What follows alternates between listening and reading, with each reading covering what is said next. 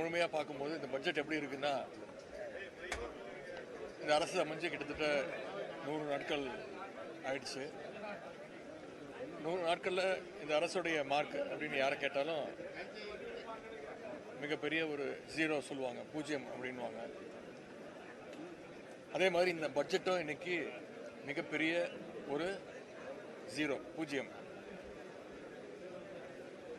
நாங்களும் தொடர்ந்து கேட்டுகிட்டே இருந்தோம். என்னுடைய தலைவர் சொன்னார், நாங்களும் சட்டசபையில் பேச சொன்னோம், நிறைய தேர்தல் வாக்குறுதிகள் கொடுத்துருக்குறீங்க, அதை உடனடியாக உங்களால் செய்ய முடியாது, ஆனால் எப்போ செய்ய போகிறீங்க அப்படின்னு ஒரு டைம் டேபிள் சொல்லுங்கள், ஒரு ரோடு மேப் கொடுங்க அப்படின்னு தொடர்ந்து கேட்டுக்கிட்டே இருந்தோம்.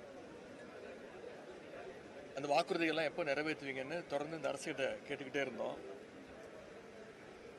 இந்த பட்ஜெட் பற்றி பார்த்தீங்கன்னா,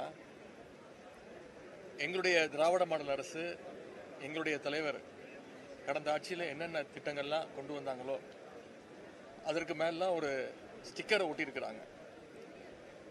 ஆட்சிக்கு வரும்போது மாற்றம் மாற்றம் அப்படின்வாங்க. இப்போ என்ன மாற்றம் கேட்டிங்கன்னா, எல்லாத்துக்கும் பேர் மாற்றம் செஞ்சுருக்கிறாங்க. அனைத்து திட்டங்களையும் பெயரை மாற்றிருக்கிறாங்க.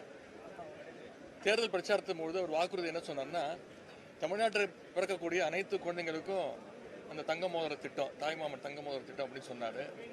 ஆனால் இன்றைக்கி பட்ஜெட்டில் அரசு மருத்துவமனையில் பிறக்கக்கூடிய குழந்தைங்களுக்கு மட்டும்தான் இந்த திட்டம் அப்படின்னு அறிவிச்சிருக்கிறாங்க.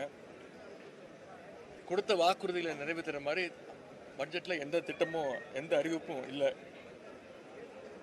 இல்லை, இன்னொரு சிறப்பு, இந்த அரசுக்கு நன்றி சொல்லணும். என்னென்னா, ஒவ்வொரு துறையை பற்றி பேசும்பொழுது, நிதியமைச்சர் பேசும்போதும் ஒரு குறிப்பிட்டு பேசுகிறாரு. பட்ஜெட்டில் இடம் பெற்றிருக்கு, இந்தியாவிலேயே நம்முடைய தமிழ்நாடு முன்னணி மாநிலமாக இருக்குது அப்படின்னு ரொம்ப மகிழ்ச்சியாக பெருமையோடு சொல்கிறாரு.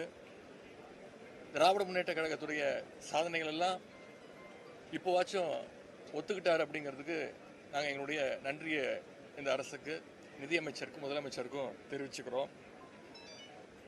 அதே மாதிரி அண்ணல் அம்பேத்கர் தொழில் முன்னோடிகள் திட்டம், அண்ணல் அம்பேத்கர் அயலக கல்வி உதவி திட்டம், அயோத்திதாசர் ஆதிதிராவிடர் வாழ்விட மேம்பாட்டு திட்டம், ஒலிம்பிக் சிறப்பு மையங்கள்னு எல்லாமே எங்களுடைய திராவிட மாடல் அரசில் செயல்படுத்தப்பட்ட திட்டங்கள் தான். வெறும் பேரை மட்டும், அவங்களுடைய கட்சி பேரை வெற்றி வெற்றின்னு எல்லா திட்டத்துக்கு மேலேயும் ஸ்டிக்கர் ஒட்டியிருக்கிறாங்க.